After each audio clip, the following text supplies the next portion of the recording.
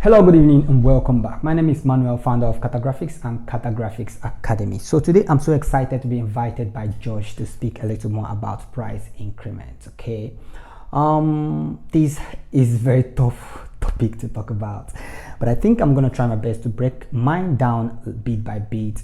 I'm not going to waste much time talking about the history of how I came to this point and stuff like that, but I'm just trying to pick out some points so that you guys will understand how to make yours work, because what might work yesterday might not be actually what works today. Okay, the price increment formula that works the past few years might not be functional in this current dispensation. So I would like to judge, I wouldn't like to judge, I would like to put my assertion from a perspective of drawing things in from the past and the future, bringing them together and trying to make out a point that might interest you or might be of help.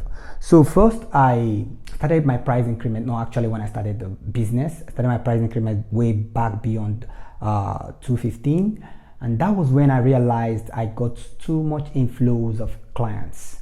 Okay, and that was as a result of couple of advertisements I run. Then Instagram wasn't a thing. Okay, it was just Facebook page all along. If you can check on my Facebook page, you see the amount of followers there, and that will make you understand how far we have been. So it's been something I've been struggling to posting on daily basis, trying to run ads, then run ad weekly, and I got clients. I try to impress them and make them happy, and as clients get happy, they get their brothers and so on. I would like to judge this lecture based on client plurality. Most of my clients are based in country outside Nigeria, so I would like to say my price earlier on for logo design when I started charging foreign clients was around $30, and that wasn't too much and it wasn't too less for me, but I got to start increasing my price because of two reasons. Okay, number one reason why I increased my price was because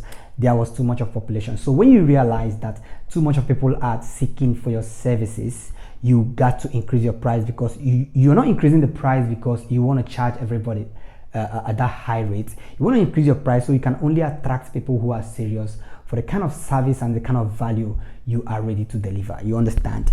So for instance, most clients might want to do business with you at a certain price, probably $30, $40 or so, but the stress they are going to bring might be beyond $100, $200. So with that price increment, it made it very easier for me to separate the wheat from the tares. Okay, it was very easy for me to say, okay, this client's actually for me, and this client, I think I have to sack you. I have worked with many clients in the past, and as I increased the price, I gave general notifications to them, so everybody was aware of the new price increment. People who are ready to work with me, they continued. People who weren't ready, they left.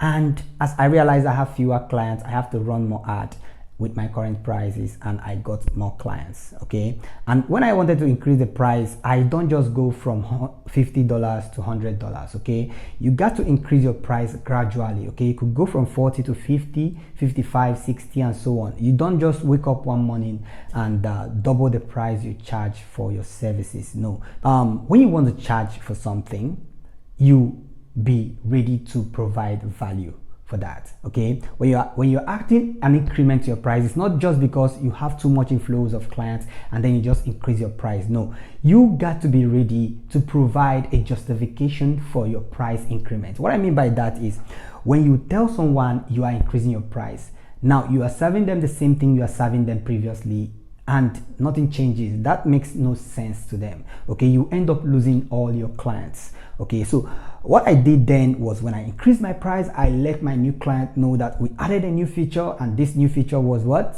I tagged it then logo presentation.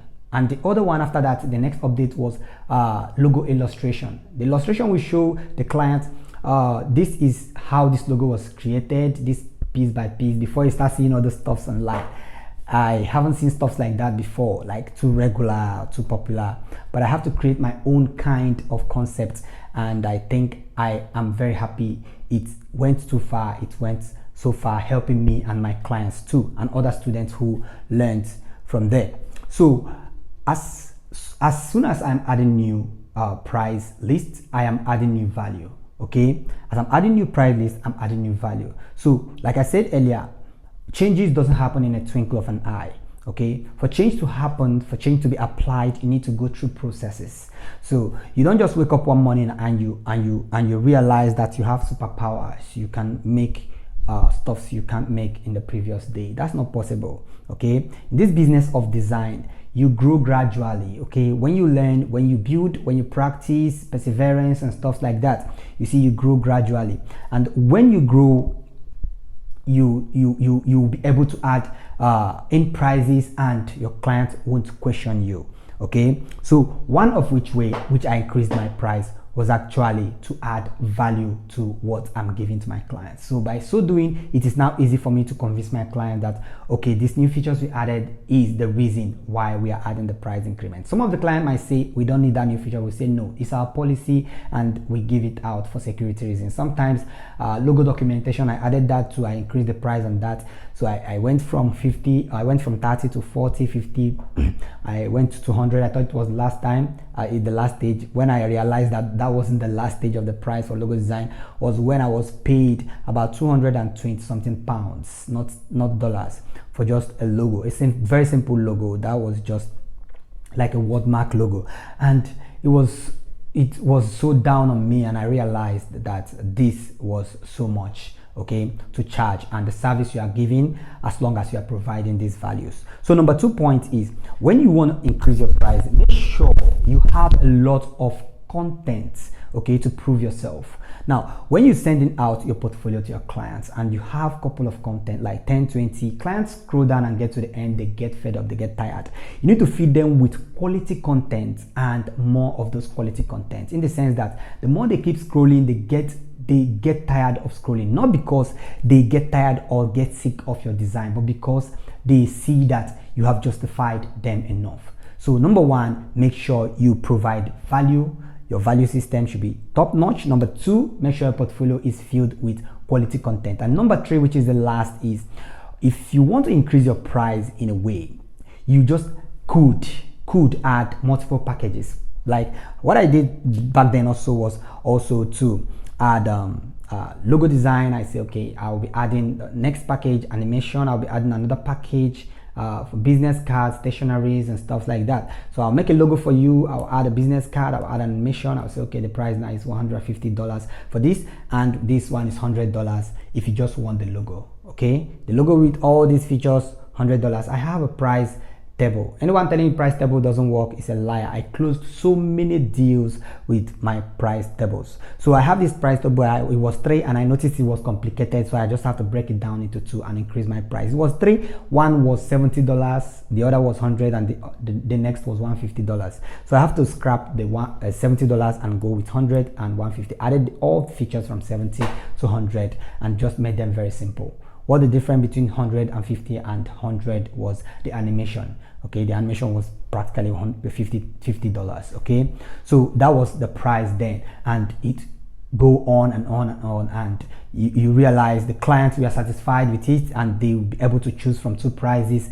And people like when they make choices. Okay, not just choices, people like when they make quality choices. I realize when you have 3 price lists, it becomes difficult for them to choose, because no one wants to go for the last one, but they want you to give them the second or the first one at the price of the last one. You understand? So that's why I went with 2. So you either choose this or you just choose this.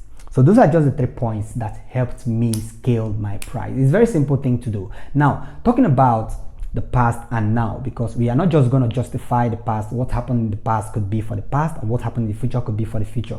But I would like you to understand that there are policies, or there are rules that works eternally. Okay, there are policies and rules that work eternally. All you need to do is this. Go through the points I listed. I'm going to recap again. Go through the points and check if anyone is going to work for you, anyone suits or fits your niche. Okay, at your stage, every designer have a stage. Okay, you don't expect to be earning like a professional if you are a beginner.